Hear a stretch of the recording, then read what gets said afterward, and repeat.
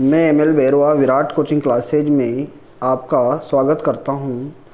आज हम 12th class के चैप्टर फर्स्ट इलेक्ट्रोस्टैटिक्स के कुछ कंसेप्ट डिस्कस करेंगे।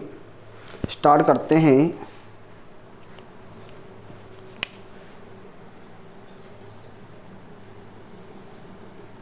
एक समबाहु त्रिभुज है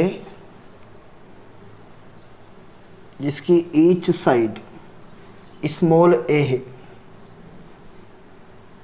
और इस पर चार्ज है प्लस क्यू और प्लस क्यू। इसके केंद्रक ओ पर प्लस क्यू चार्ज रखा हुआ है। इन तीनों आवेश के कारण इस पर इलेक्ट्रोस्टैटिक्स बल की गणना करनी है। हम ये जानते हैं कि ये तीनों जो चार्ज हैं वो इस पर फोर्स लगाएंगे, इलेक्ट्रोस्टैटिक्स फोर्स लगाएंगे। तो मैं आपसे कह सकता हूँ कि इस चार्ज के कारण जो फोर्स लगेगा उसको अपन बोल सकते हैं F1 वेक्टर।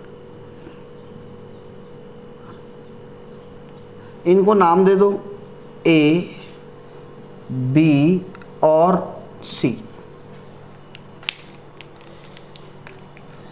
इस चार्ज के कारण इस पर जो फोर्स लगेगा वह है अपने पास F2 वेक्टर, और इस चार्ज के कारण इस पर जो फोर्स लगेगा वह है F3 वेक्टर।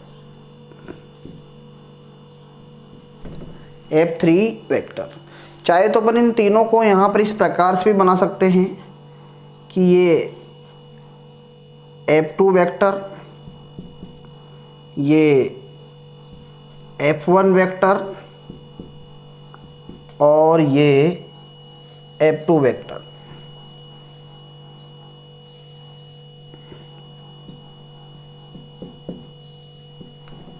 और ये हो गया अपने O। आपसे पूछा गया है कि इस प्लस क्यू पर परिणामी बल बताओ। तो प्लस क्यू पर परिणामी बल ज्ञात करने के लिए अब ये तीन फोर्स है, तो यहाँ लिखेंगे कि बिंदु O पर स्थित आवेश प्लस क्यू पर परिणामी बल, परिणामी विद्युत बल, परिणामी विद्युत बल। तो बेटा अपन इसको लिख सकते हैं कि F वेक्टर बराबर होगा F1 vector plus F2 vector plus F3 vector. F vector बराबर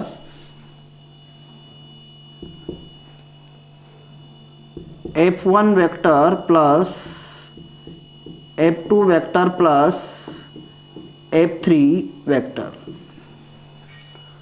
अब ये तीनों को सोल्व करने के लिए तो अपन यूँ कर देंगे कि भाई F1 और F2 को अपन अलग से सोल्व कर लेंगे। यहाँ मान लेंगे क्योंकि F1 वेक्टर व F2 वेक्टर का परिणामी F डैश वेक्टर हो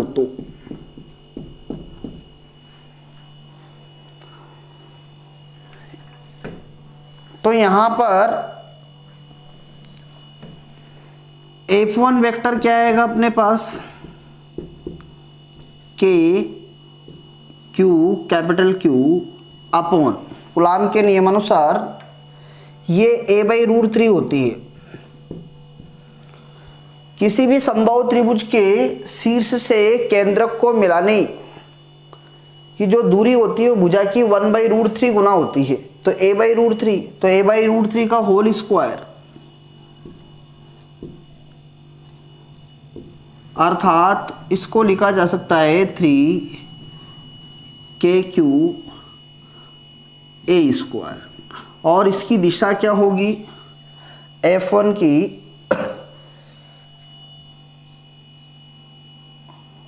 O से B से O, B से O, B से O। इसी प्रकार F2 वेक्टर, इसी प्रकार F2 वेक्टर, F2 वेक्टर क्या हो जाएगा K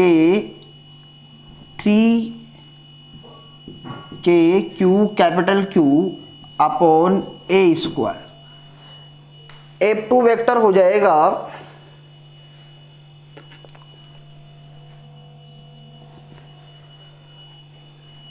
इसकी दिशा आ जाएगी आपके पास A से O, और इसी प्रकार F3 वेक्टर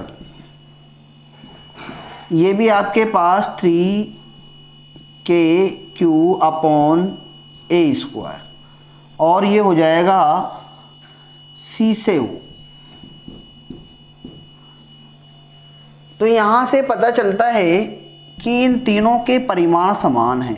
F1 मापांक बराबर F2 मापांक बराबर F3 मापांक बराबर हैं किसके, 3KQ अपॉन A स्क्वायर। ये तीनों के मापांक बराबर है। अब मैंने यहाँ लिख दिया F1 और F2 का परिणामी क्या है, F डैश है। तो F डैश निकालेंगे तो F डैश किसके बराबर आएगा, F डैश इनके बीच का कोण कितना है 120। तो यहाँ पर F डैश निकालेंगे तो F डैश जो होगा वो इन दोनों का परिमाण समान है, तो इनका क्या होगा, समद्वि भाजक होगा F डैश वेक्टर। तो F डैश वेक्टर अगर दो सदिश 120 डिग्री पे होते हैं और वो समान है तो उनका परिणामी भी क्या होता है, उन्हीं के बराबर होता है। 11th क्लास में ऐसा आता है। तो अगर मैं यहाँ पर F डैश निकालना चाहूँ तो F डैश का परिमाण कितना आएगा मेरे पास, अंडर रूट, ये तीनों बराबर हैं। इसका मतलब अपन लिख सकते हैं यहाँ F1 square F2 square 2F1 F2 cos 120 degree. और जब इसको सोल्व करेंगे तो F डैश बराबर ये हो जाएगा अपने पास, तीनों जगह सेम मान तो किसी एक के बराबर मान लो, तो ये हो जाएगा F1 square plus F1 square plus F1 square 2 into minus के 1/2। तो यहाँ से 2 से 2 कट जाएगा और माइनस F1 से ये भी कट जाएगा, तो फाइनली बचेगा F1, और F1 कितना होगा 3KQ, और ये हो गया A स्क्वायर, ये आ जाएगा। अब F डैश वेक्टर जो आएगा तो उसकी दिशा क्या होगी, यहां लिख देंगे F डैश वेक्टर की दिशा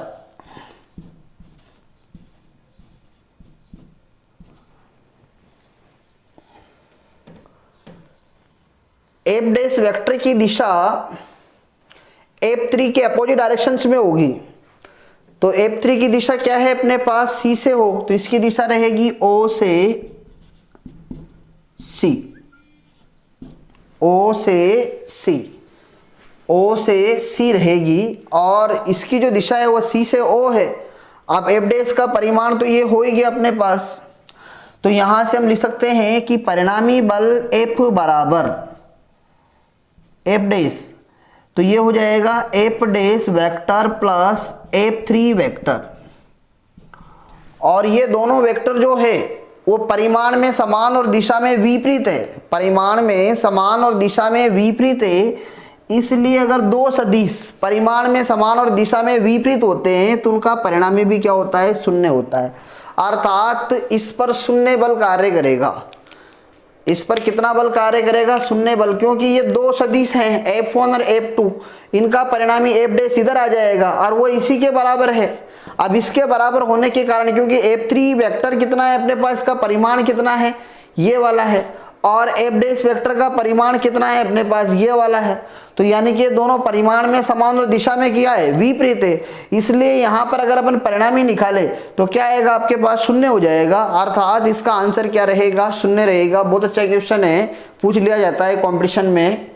बिल्कुल बहुत छोटे तरीके सिमेट्री से भी अपन आंसर दे सकते हैं कि ये तीन अगर फोर्स अगर 120 डिग्री पर है तो ऐसी स्थिति में अपन ये कह सकते हैं कि वो बैलेंस होंगे तीनों फोर्स। अगर मैग्नीट्यूड अगर उनके समान हैं तो यहाँ पर ये तीन फोर्स 120 पर है, तीनों के परिमाण भी समान है। तो डायरेक्टली अपन चित्र को देख के भी कह सकते हैं कि ये आंसर इसका क्या आएगा अपने पास, शून्य आएगा।